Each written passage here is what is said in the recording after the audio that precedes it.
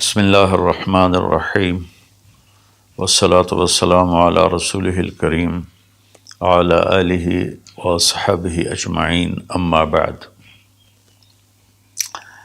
فاعوذ باللہ من الشیطان الرجیم بسم اللہ الرحمن الرحیم شہر رمضان الذی انزل فیہ القرآن وقال تعالی یا ایھا الذین آمنوا کتب علیکم الصیام کما کتب علی الذین من قبلکم لعلکم تتقون وقال النبی صلی اللہ علیہ وسلم من قام رمضان ایمانا واحتسابا غفر له ما تقدم من ذنبه وقال النبی صلی اللہ علیہ وسلم من صام رمضان غفر له ما تقدم من ذنبه او کما قال۔ جی میرے محترم بھائیوں بہنوں دوستوں بچوں بچیوں، میری طرف سے رمضان کی مبارک ہو۔ سارے اہل ایمان سارے مسلمانوں کو رمضان کی مبارک ہو، اور اللہ سے دعا ہے کہ اللہ تعالیٰ ہمارے اس روزے اور تراویح کو قبول فرمائے اور ہماری بخشش کا ذریعہ بنائے، آمین۔ کئی سالوں سے یہ معمول چل رہا ہے کہ رمضان میں قرآن کا کچھ خلاصہ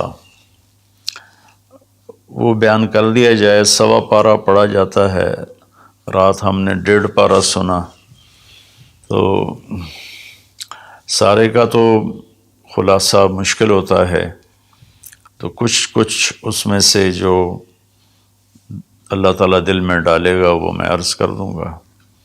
سب سے پہلی بات یہ ہے کہ یہ قرآن کیا ہے، یہ کتاب کیا ہے؟ تو اللہ تعالیٰ یہ کس نے اتاری ہے، اس کا مقصد کیا ہے؟ تو قرآن کا تعارف قرآن کی زبان سے، کہ قرآن خود اپنے بارے میں کیا کہتا ہے۔ تو پہلا سوال اٹھتا ہے یہ کس کی کتاب ہے، جبکہ کس نے لکھی ہے، کون مصنف ہے؟ تو اللہ تعالیٰ فرماتے ہیں سورہ شعراء میں وَإِنَّهُ لَتَنزِيلُ رَبِّ الْعَالَمِينَ، یہ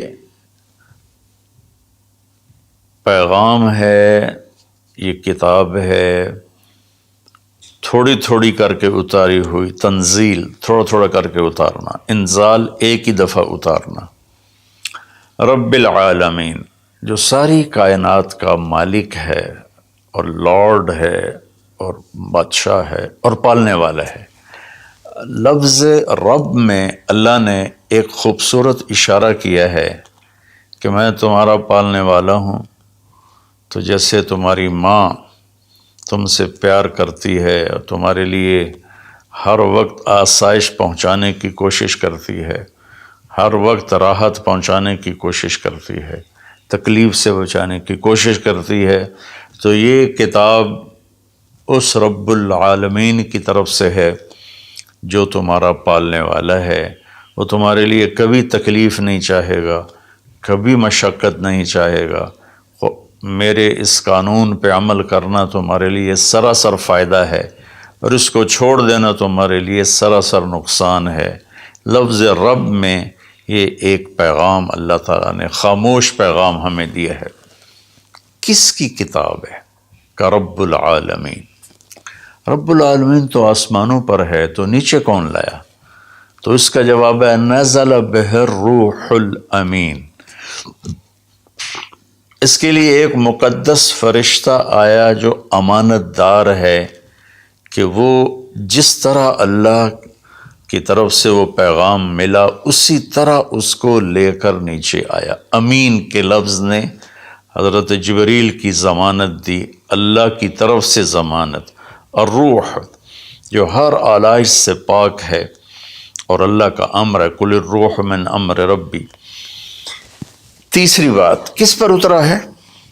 کس کو یہ دیا گیا ہے کلام؟ علی قلبک، اے میرے محبوب، یہ آپ کے رب کا کلام ہے، جبریل اس کو لایا ہے اور آپ کے دل کے اوپر اتارا ہے۔ پہلی 3 کتابیں لکھی ہوئی اتار دی گئیں بیک وقت۔ اس سے پہلے چھوٹی چھوٹی کتابیں جو آئیں ابراہیم علیہ السلام پر یا دوسرے انبیاء پر، ادریس علیہ السلام پر، وہ بھی لکھی ہوئی، یہ لکھا ہوا نہیں آیا، یہ ڈائریکٹ اللہ پاک کی زبان سے نکلا اور جبریل نے اس کو لیا اور اللہ کے نبی کے دل پر اتار لیا۔ اچھا، کس لیے آیا ہے؟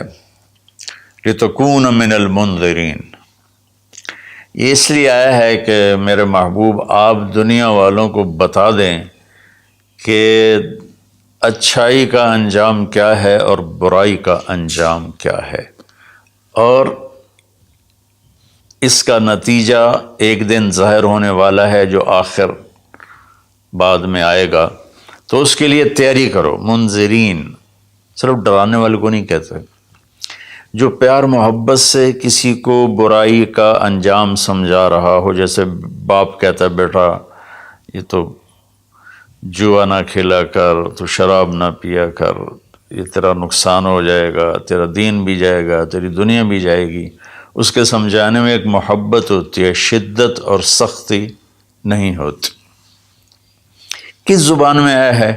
بلسان عربی مبین، یہ خوبصورت صاف ستھری عربی زبان میں آیا ہے۔ کائنات کی یہ وہ زبان ہے جسے اللہ نے اپنے لیے چنا۔ اللہ کا کلام عربی، میرے رسول عربی، میرے رسول کی زبان عربی، اور اہل جنت کی زبان بھی عربی۔ اللہ نے اس کو پسند کیا۔ یہ عجیب و غریب کلام ہے اور عجیب و غریب یہ لینگویج ہے۔ کسی زبان کے الفاظ کا وہ حرف کا معنی نہیں ہوتا۔ عربی زبان وہ ہے جس کے ہر حرف کا معنی ہے، الف سے لے کر یا تک ہر حرف کا معنی ہے۔ یہ عربی زبان میں آیا ہے۔ اس میں ایک یہ اشارہ بھی ہے کہ اللہ تعالیٰ عربوں سے کہہ رہا ہے کہ تمہاری زبان میں بھیجا ہے، اس کو سمجھنے کے لیے تمہیں تو کوئی مشکل نہیں ہے، اور دوسرا ہماری طرف بھی اشارہ ہے کہ تم کسی بھی زبان سے تعلق رکھتے ہو تو کوشش کرو عربی سیکھو تاکہ اللہ کے قرآن کو تم، پیغام کو تم سمجھ سکو۔ یہ مختصر سا تعارف ہے کہ قرآن کس کا کلام ہے؟ اللہ کا۔ کون لایا؟ جبریل۔ کن کے پاس لایا؟ ہمارے نبی پاک صلی اللہ علیہ وسلم۔ کس لیے لایا؟ کہ ہمیں زندگی کا انجام سمجھایا جا سکے کہ انسان ایک ایسی مخلوق ہے جو ماں کے پیٹ سے بالکل جاہل پیدا ہوتا ہے، اور اس کے مقابلے میں ماں انڈے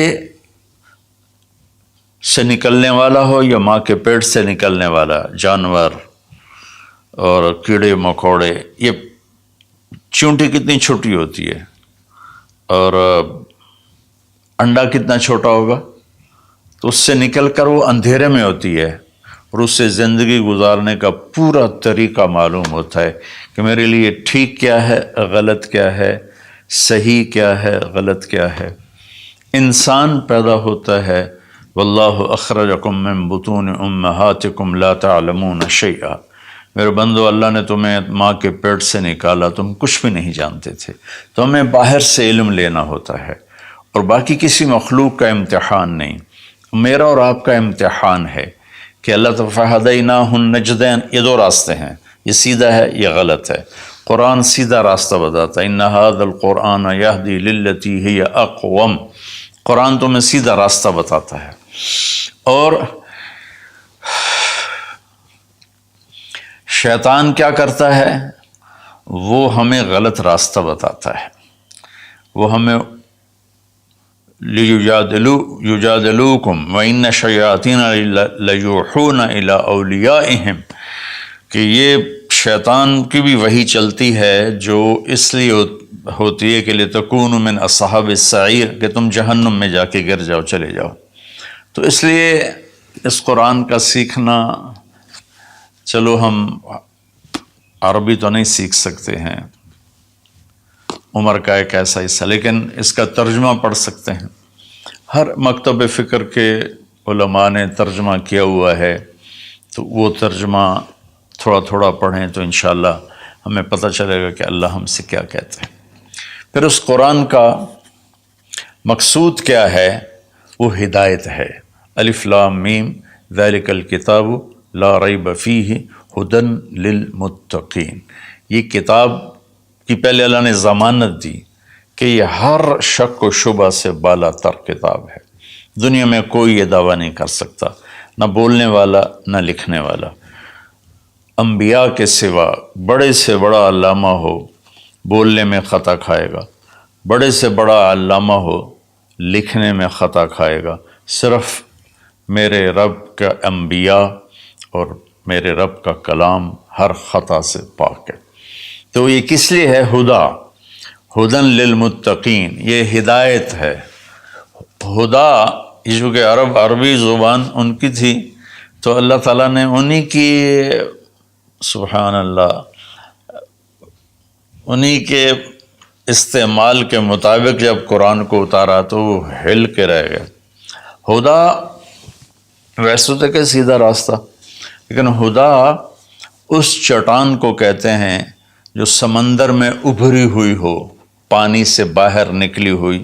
سمندر کے اندر بے شمار پہاڑ ہیں جو ہمارے زمینی پہاڑوں سے زیادہ ہیں، تو کہیں کہیں وہ اوپر نکل آتے ہیں، اور ان پر جب سورج کی چمک پڑتی ہے تو وہ چوٹیاں روشن ہو جاتی ہیں۔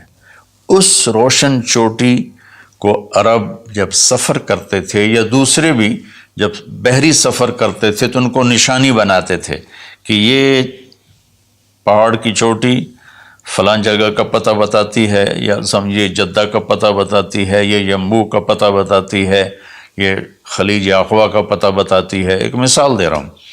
تو ہدا اس پہاڑ کی چوٹی کو کہتے ہیں جس کو دیکھ کر بحری جہاز اپنی سمت اور راستے کو صحیح کرتے تھے اور منزل تک پہنچتے تھے۔ تو اللہ نے اس کتاب کو ہدا فرمایا ہے کہ انسانی سمندر میں، انسانی زندگی کی کشتی کے لیے، میں پھر دہراتا ہوں، انسانیت کے سمندر میں انسانی زندگی کی کشتی کے لیے یہ جو قرآن ہے، یہ وہ چوٹی ہے پہاڑ کی جس سے تم راستہ پاتے ہو اور جس سے تم اپنی منزل تک پہنچتے ہو۔ ایک مقصد تو اس کا یہ ہے کہ مجھے کیا کرنا ہے قرآن بتائے گا، کیا نہیں کرنا قرآن بتائے گا۔ جو کہا گیا وہ کر لو، جس سے روکا ہے وہ چھوڑ دو۔ دوسرا، قرآن کا مقصود کیا ہے؟ ھذا بلاغ للناس، یہ پیغام ہے لوگوں کو پہنچانے کے لیے، جس کو امت آج بھلا چکی ہے۔ مدت ہوئی صیاد نے چھوڑا بھی تو کیا، تاب پرواز نہیں راہ چمن یاد نہیں۔ مدت ہوئی، پرندہ پنجرے میں بند تھا، جب شکاری نے اس کو کھولا پنجرے کا دروازہ اور کہا کہ جاؤ آزاد ہو، تو وہ کہتا ہے تاب پرواز نہیں، میں اڑ نہیں سکتا، تم بہت چھوٹی عمر میں مجھے پکڑ کے لائے تھے میرے گھونسلے سے، راہ چمن یاد نہیں، اور مجھے یہ راستہ بھی معلوم نہیں کہ میرا گھونسلہ کس چمن میں تھا، کس درخت پہ تھا، کس شاخ پہ تھا، میں کچھ نہیں کر سکتا۔ اس وقت امت خواہشات کے پنجرے میں اس طرح بند ہوئی ہے کہ راہ چمن یاد نہیں، تاب پرواز نہیں، راہ چمن یاد نہیں، کہ اللہ تعالیٰ نے ہمیں یہ سورہ ابراہیم کے آخر میں ھذا بلاغ للناس، یہ لہجہ ہے قرآن کا، یہاں ھذا بلاغ للناس، یہ پیغام ہے لوگوں کو پہنچانے کے لیے، وَلِيُنذَرُوا بِهِ، تاکہ انہیں خبردار کیا جا سکے، وَلِيَعْلَمُوا، تاکہ وہ جان لیں، أَنَّمَا هُوَ إِلَٰهٌ وَاحِدٌ وَلِيَذَّكَّرَ أُولُو الْأَلْبَابِ، کہ ایک ہی اللہ ہے، ایک ہی معبود ہے، ایک ہی الہ ہے، ایک ہی مدد کے قابل، ایک ہی پکارے جانے کے قابل، ایک ہی ہے جس کو پکارنا بھی ہے، بلانا بھی ہے، مانگنا بھی ہے، جھولی بھی پھیلانی ہے۔ یہ اس کا دوسرا مقصد ہے۔ اس امت کو ایسا نبی ملا جس کے بعد کوئی نبی نہیں آئے گا، کوئی نبی نہیں آئے گا۔ نبی اللہ بھیجتا ہے، خود بخود کوئی انسان نبوت کا دعویٰ کرے تو اس سے وہ نبی نہیں بنتا ہے، تو نبی اللہ بھیجتا ہے اور اللہ پسند کرتا ہے۔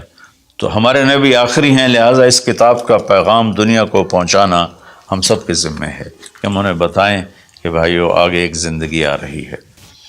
2 باتیں ہو گئیں۔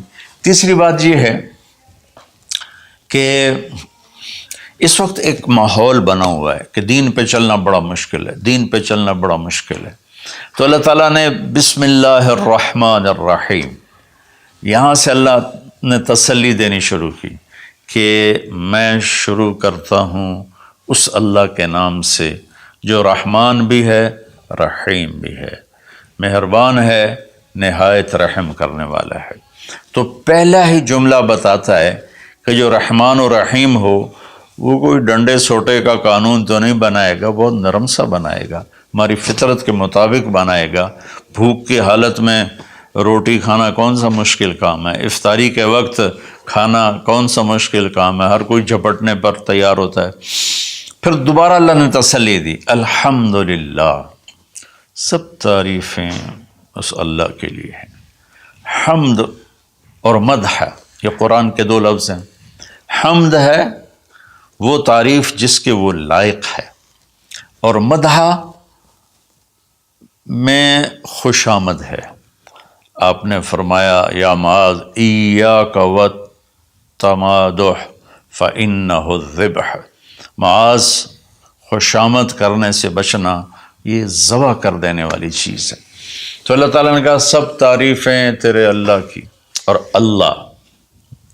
اللہ کے صفاتی نام 99 ترمذی شریف میں ہیں، لیکن وہ 99 نام صرف نہیں ہے بلکہ جیسے اللہ اپنی ذات میں لامحدود ہے تو اس کی نام بھی لامحدود ہیں، لیکن ذاتی نام جو ہے وہ اللہ ہے۔ اللہ میرے بر صغیر میں خدا بولا جاتا ہے عام طور پہ، اہل علم بھی یہی بولتے ہیں، عام لوگ بھی یہی بولتے ہیں۔ میرا اس سے کوئی اختلاف نہیں ہے کہ یہ نہیں بولنا چاہیے۔ خدا فارسی کا لفظ ہے، پتہ نہیں کس نے یہ لفظ بنایا، خدا، وہ جسے کسی نے نہ بنایا ہو اسے خدا کہتے ہیں، لیکن اللہ نے اپنا نام بتایا کہ میرا نام اللہ ہے۔ تو ترجمہ لفظوں کا نہیں ہوتا، نام کا ترجمہ نہیں ہوتا، ترجمہ عبارات کا ہوتا ہے۔ میرا نام طارق جمیل ہے، اس کے الفاظ کا مطلب ہے کچھ، لیکن مجھے طارق جمیل کہہ کے پکارا جاتا ہے، اور طارق رات کو آنے والا، اور طارق کھٹکھٹانے والا، میں تو کوئی نہیں کھٹکھٹا رہا۔ مولانا خوبصورت، جمیل خوبصورت کو کہتے ہیں، نام کا ترجمہ نہیں ہوتا۔ اس لیے بہتر یہ ہے کہ اللہ کو صرف اللہ کے نام سے پکارا جائے، اللہ، سبحان اللہ، زبان ہی میٹھی ہو جاتی، اللہ۔ یہ کوئی حرام حلال کی بات نہیں کر رہا ہوں، افضل اور اولا کی بات کر رہا ہوں کہ جو نام اللہ نے اپنا کہا، اللہ، قرآن کو شروع اس سے کیا، ہمیں اللہ کہنا چاہیے۔ جو لفظ اللہ میں نور ہے وہ لفظ خدا میں ہے ہی نہیں، صرف اللہ کا حق، صرف اللہ کا حق۔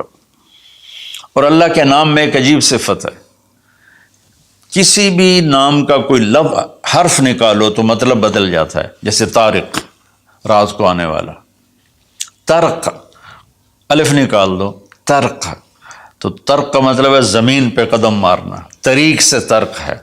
طریق ہوتا ہے زمین کی وہ جگہ جس پر پاؤں کی دھمک پڑتے پڑتے پڑتے پڑتے راستہ بن جائے، اس لیے اس کو طریق کہتے ہیں۔ تو توئے ہٹا دو تو ارق، بے قرار۔ جمیل کا جیم ہٹا دو تو میل بن گیا، میل بن گیا۔ یہ ہٹا دو تو جمل، اونٹ بن گیا۔ لفظ اللہ کی ایک خصوصیت ہے کہ اس کے ہر حرف کو ہٹا دو تو اشارہ اللہ کی طرف ہی ہوتا ہے، اللہ اللہ ہی ہے۔ الف ہٹا دو، للہ، تو اللہ کہتا ہے للہ ما فی السماوات و ما فی الارض، تو اشارہ اللہ کی طرف۔ اگلا لام ہٹا دو تو بچ جاتا ہے لہو، تو اللہ تعالیٰ کہتا ہے لہو ما فی السماوات و ما فی الارض۔ پچھلا لام ہٹا دو، الف کے بعد کا لام ہٹایا تو الہ بن گیا، اور آخری لام ہٹایا تو لہو بن، آخری لام ہٹایا تو الہ بنا۔ اور پہلا ہٹایا تو لہو بنا. تو میرا رب کہتا ہے اللہ، اچھا اللہ، الف ہٹا دو، للہ، اللہ، للہ ما فی السماوات و ما فی الارض، پھر لام بھی ہٹا دو، الف بھی ہٹا دیا، لام بھی ہٹا دیا، تو لہو ما فی السماوات و ما فی الارض.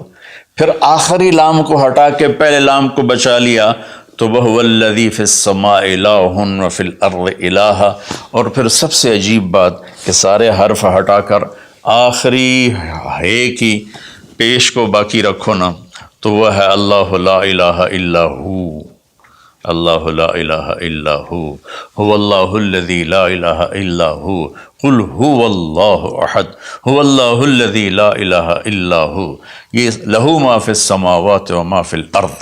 تو اللہ تعالیٰ نے ہمیں تسلی دی کہ میں بہت بڑا ہوں. اچھا یہ اللہ، یہ جو تو قانون بھیج رہا ہے تو قانون تو بڑے سخت ہوتے ہیں، تو اللہ کہتا رب العالمین، نہیں میں تمہاری ماں سے زیادہ پیار کرنے والا ہوں، میں تم پر ایسے ڈنڈے نہیں چلاؤں گا. تو لیکن میرا اللہ کہتا ہے کہ میرا بندہ میں تیری ماں سے 70 گنا کا مطلب 70 نہیں ہوتا، لا محدود درجے میرا پیار ہے. پھر تسلی نہیں ہوتی، اللہ تو قرآن تو بھیج رہا ہے، پتہ نہیں ہم عمل کر سکیں گے کہ نہیں کر سکیں گے. تو پھر اللہ کہتا ہے الرحمن الرحیم. کیوں ڈر گئے ہو؟ کیوں قرآن کے مطابق دکان نہیں چلاتے، زندگی نہیں گزارتے، جاب نہیں کرتے، زراعت نہیں کرتے، تجارت نہیں کرتے، شادی نہیں کرتے، ساری چیزوں کو بنا لیں، تو کیوں ڈرتے ہو؟ رب العالمین پہلی گارنٹی، الرحمن الرحیم پہلے بسم اللہ سے. پھر دوسری گارنٹی اللہ، کہ میں اللہ ہوں، نفع نقصان کا مالک ہوں. پھر رب العالمین، تم پر مہربان ہوں، تمہارا پالنے والا ہوں. پھر الرحمن الرحیم کی دوبارہ تکرار ہے. کیوں ڈرتے ہو؟ رحمان بھی ہوں، رحیم بھی ہوں.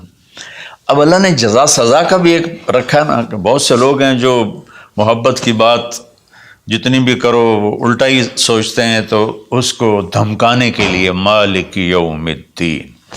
پھر یہ بھی یاد رکھنا کہ میرے پاس جزا سزا کا بھی نظام ہے. اس کو اللہ تعالیٰ اتنے خوبصورت انداز میں بیان کرتا ہے کہ ہم تو چونکہ عرب نہیں ہیں، لیکن عربی کچھ پڑھی تھوڑی بہت، اللہ نے اس کا ذوق بھی دیا.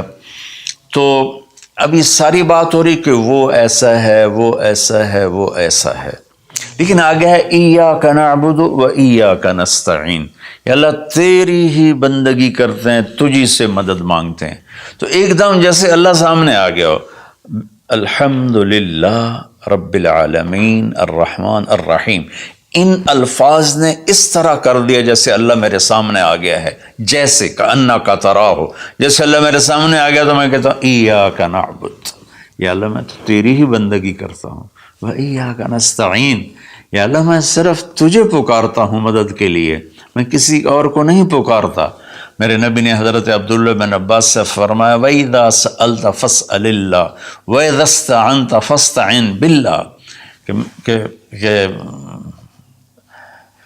اے بچے، اے میرے یا غلام، اے میرے پیارے چچا زاد بھائی، تو ایسا جب تجھے پکارنا ہو تو اللہ کو پکارنا.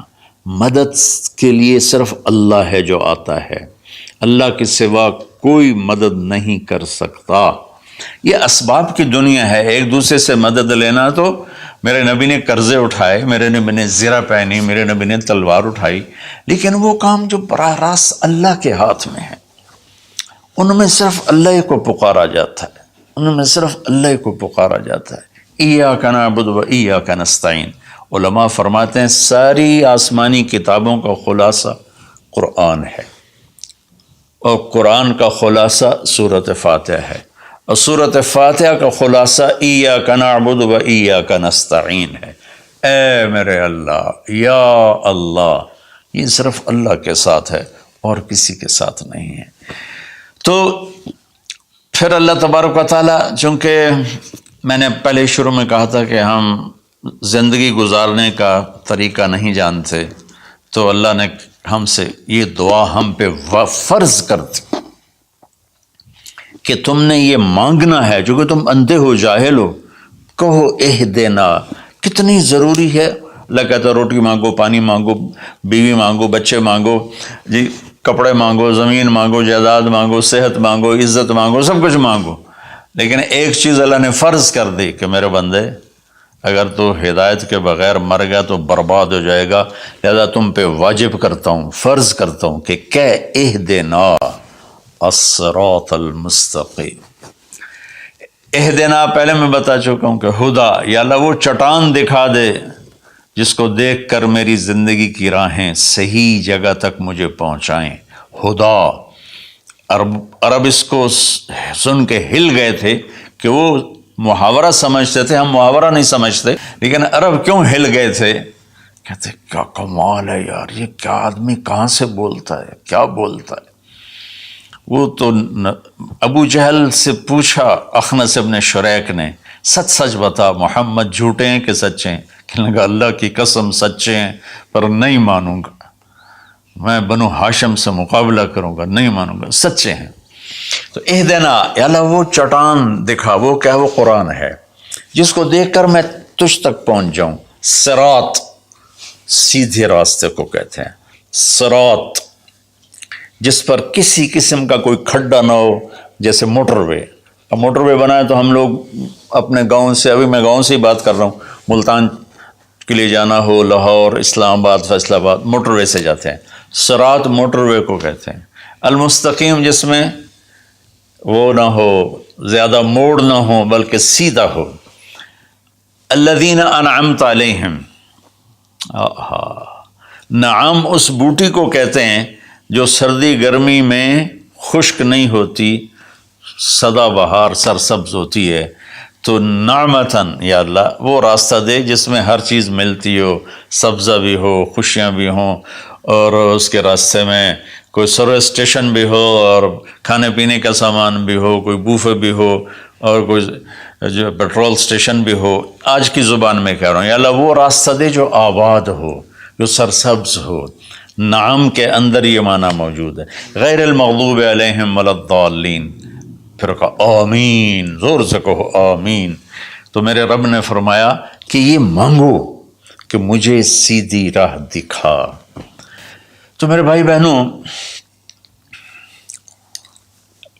حضرت علی رضی اللہ تعالیٰ عنہ علیہ السلام کا فرمان ہے کہ اگر میں سورۃ فاتحہ کی تفسیر کروں تو 70 اونٹوں پہ لا دی جائے گی. 7 آیات ہیں تو ہر آیت کے لیے 10 اونٹ. اور ایک دفعہ فرمایا کہ عشاء کی نماز پڑھ کے بیٹھے اور فرمایا کہ میں تمہیں بسم اللہ الرحمن الرحیم کی تشریح کر کے بتاتا ہوں، اس کا مطلب بتاتا ہوں. تو با سے شروع ہوئے، با صرف لفظ با سے شروع ہوئے، اور فجر کی اذان ہو گئی، با کی شرح چل رہی تھی. تو سورہ یعنی بقرہ، یہ سارے، اب ایک اور روایت ہے کہ سورہ بقرہ سارے قرآن کی سردار ہے، اور سورہ بقرہ کی سردار آیت الکرسی ہے جس میں اللہ اپنا تعارف کرواتا ہے. تو اس میں اللہ تعالیٰ نے شروع ہی میں ایک حکم دیا، یا ایھا الناس اعبدوا ربکم الذی خلقکم والذین من قبلکم لعلکم تتقون. اگر میں ساری سورہ بقرہ کا خلاصہ بتاؤں تو یہ آیت ہے کہ اے لوگو، یا ایھا الذین آمنوا نے کہا اے دنیا کے انسانوں، اس رب کی بندگی کرو جس نے تمہیں پیدا کیا، جس نے تمہیں بنایا، جس نے جعل الارض فراشا والسماء بناء. وہ رب جس نے تمہارے لیے زمین کا فرش بچھایا، آسمان کی چھت کو تمہارے اوپر جس نے تان کے رکھ دیا، اور ما لہا من فروج، کہیں سے وہ پھٹی ٹوٹی نہیں ہے. تو اس رب کے سامنے جھکو، اس رب کے سامنے جھکو. عبدہ اس بوٹی کو کہتے ہیں جو صحرا میں پیدا ہوتی ہے اور ہر وقت سرسبز رہتی ہے، اور اونٹ جب اس کو دیکھ لیتا ہے تو پھر وہ کسی جھاڑی کی طرف نہیں جاتا، سیدھا اس بوٹی کے اوپر جاتا ہے. تو میں قربان جاؤں، لفظ عبدہ میں، یہ عبد میں یہ اشارہ ہے، عبادت میں یہ اشارہ ہے کہ میرے بندو، میں تمہارا ایسا رب ہوں کہ تم میرے بغیر رہ نہیں سکتے ہو. تو ایسے میری طرف آؤ جیسے وہ تمہارے اونٹ تو ان کی عزت تھے، ان کا تاج تھے. تو میں تمہیں یہ پیغام دیتا ہوں کہ میرے بن کے چلو، میرے بن کے چلو۔ آخر میں حضرت یعقوب علیہ السلام کا انشاءاللہ سورہ یوسف میں اللہ تعالیٰ نے زندگی تو اس کی تفصیل آئے گی، لیکن یہاں صرف اتنی بات کہ اللہ تعالیٰ نے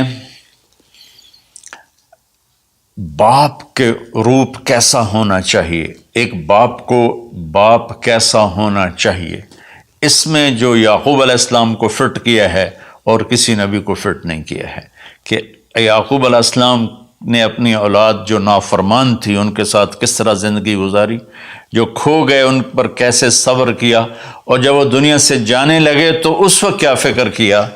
تو مرنے والا کبھی کسی سوچ میں ہوتا ہے، کبھی کسی سوچ میں ہوتا ہے، تو یعقوب علیہ السلام نے فرمایا ما تعبدون من بعدی، دیکھو بیٹو میں جا رہا ہوں، میرے بعد کس کی عبادت کرو گے؟ تو انہوں نے کہا کہ ہم آپ کے رب کی اور ابراہیم کے رب کی، اسماعیل کے رب کی ہم عبادت کریں گے۔ تو والدین کے اوپر ذمہ ہے انہیں اپنے اللہ کا تعارف کرانا، اللہ کی پہچان کرانا، ڈنڈے سے نہیں، محبت سے، پیار سے، نصیحت سے۔ تو والدین پیار محبت سے اپنی اولاد کو اس پر لائیں۔ سورہ بقرہ اتنی لمبی سورت ہے کہ ابو علی رحمۃ اللہ علیہ بغداد میں 6 صدی کے عالم تھے، وہ سورہ بقرہ کو شروع کیا، اس کی شرح کرتے کرتے کرتے 32 سال گزر گئے اور وہ مر گئے، اور سورہ بقرہ وہ پوری نہیں کر سکے تھے۔ تو میں خلاصے کے طور پر اس میں سے یہ بتا رہا ہوں کہ ہم اپنے اللہ کو پہچانیں، اسی کو معبود بنائیں، اسی کو اپنا مددگار بنائیں، اسی کی بندگی اور عبادت کریں۔ اور ایک چیز میں نے چن کے دکھائی کہ ایز اے والدین ہمیں اپنی اولاد کو کس حال میں چھوڑ کے جانا ہے، اور اس سے پہلے میں نے قرآن کا تعارف کروایا۔